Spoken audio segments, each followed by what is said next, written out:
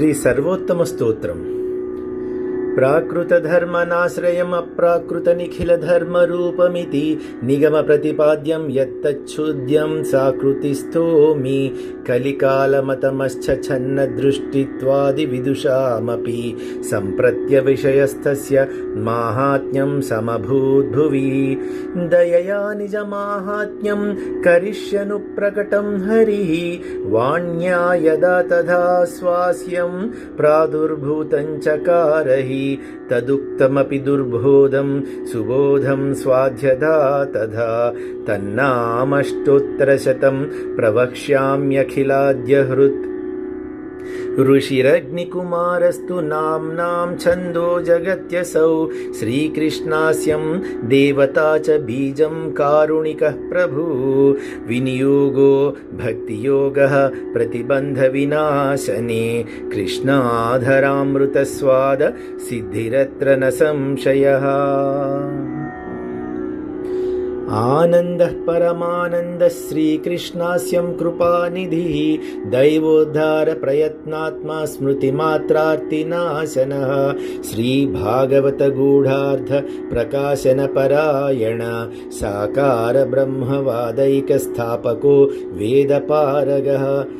मायावादनिराकर्ता सर्ववादिनिरासकृतु भक्तिमार्गाब्जमार्ताण्डः स्त्रीशूद्राद्युद्धति क्षमः अङ्गीकृत्यैव गोपीश वल्लभीकृतमानव अङ्गीकृतौ समर्यादो महाकारुणिको विभुः अदेयदानदक्षश्च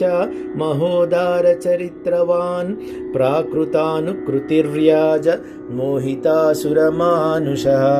वैश्वानरो वल्लभाख्या सद्रूपो हितकृत्सतां जनशिक्षाकृते कृष्णभक्तिकृन्निखिलेष्टदः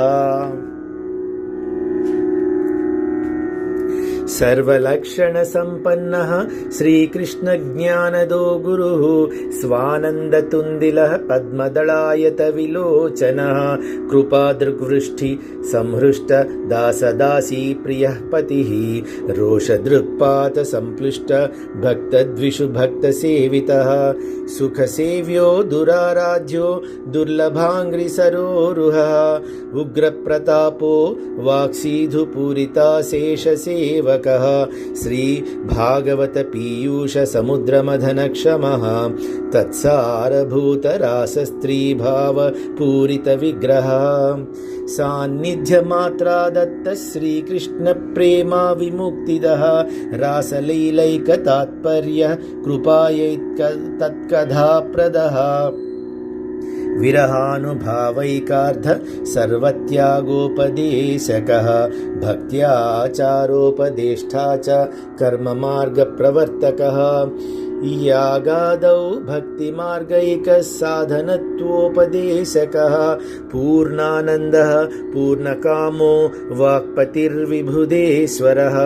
कृष्णनामसहस्रस्य वक्ता भक्तपरायणः भक्त्याचारोपदेशार्थ नानावाक्यनिरूपकः स्वार्धोद्भूताखिल प्राणप्रियस्थादृशवेष्टितः स्वदासार्धकृताशेषसाधनः सर्वशक्तिधृक् भुवि भक्तप्रचारैककृते स्वान्वयकृत्पिता स्ववंशे स्थापिताशेष स्वमहात्म्या स्मयापहः पतिव्रतापतिः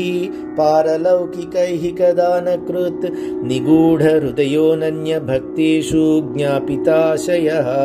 उपासनादिमार्गाति मुग्धमोहनिवारकः भक्तिमार्गो सर्वमार्गो वैलक्षण्यानुभूतिकृत्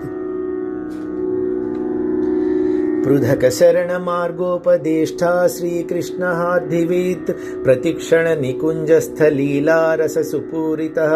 तत्कथाक्षिप्तचित्तस्तद्विस्मृतान्यो व्रजप्रियः प्रियव्रजस्थितिः पुष्टिलीलाकर्तरः प्रियः भक्तेच्छापूरकः सर्वज्ञातलीलोतिमोहनः सर्वासक्तो भक्तिमात्रासक्तः पतितपावनः स्वयशोगानं संहृष्टहृदयाम्भोजविष्टरः यशपीयूषलहरी प्लावितान्यरसः परः लीलामृतरसार्द्राद्रीकृताखिलशरीरभृत्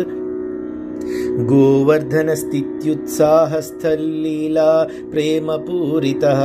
यज्ञभोक्ता यज्ञकर्ता चतुर्वर्गविशारदः सत्यप्रतिज्ञास्त्रिगुणातीतो नयविशारदः स्वकीर्तिवर्धनस्तत्त्वसूत्रभाष्यप्रदर्शकः मायावादाख्यतुलाग्नि ब्रह्मवादनिरूपकः अप्राकृताखिलकल्पभूषितः सहजस्मितः त्रिलोकीभूषणं भूमिभाग्यं सहजसुन्दरः अशेषभक्त्यसम्प्रार्ध चरणाब्जरजोधनः इत्यानन्दनिधे प्रोक्तं नाम्नामष्टोत्तरशतम् श्रद्धा विशुद्धबुद्धिर्यपठत्यनुदिनं योजना सतदैकमना सिद्धिमुक्तां प्राप्नोत्यसंशयः तदप्राप्तो वृथा मोक्षस्तदाप्तो तद्गतार्थिता अतः सर्वोत्तमं स्तोत्रं जप्यं कृष्णरसादिभिः